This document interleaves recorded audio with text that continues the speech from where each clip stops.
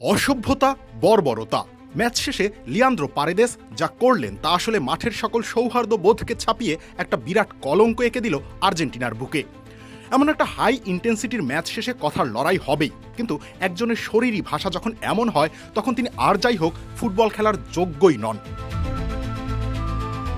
Match শেষের বাঁশি বাজতেই স্পেনের এরিক গার্সিয়া যেন কি একটা বলেছিলেন, তেরে গিয়ে পারেদেস গলা চেপে ধরেন, ধাক্কা মারেন। ওই সময় কোচ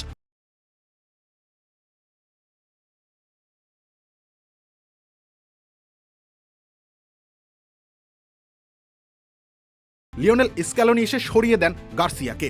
ঘটনা এখানে থেমে গেলেই হতো, কিন্তু তাতেও শান্ত হননি পারেদেস। এরপর তিনি গাভিকে রীতিমতো মাটিতে ফেলে দিয়ে থিয়াগো আলমাদাকে সাথে নিয়ে মারতে উদ্যত হন।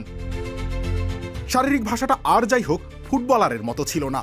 এই ঘটনার জল এখন কতদূর গড়াবে সেটাই এখন দেখার বিষয়। বিশ্বকাপের ফাইনাল হেরেছে আর্জেন্টিনা, মেজাজ হারানো স্বাভাবিক ঘটনা, কিন্তু তাই বলে একজন যদি বিচার বিবেচনা হারিয়ে ফেলেন তাহলে তার যাই হোক সভ্য সমাজেই বসবাস করা উচিত না। ফুটবল খেলা তো দূরের কথা।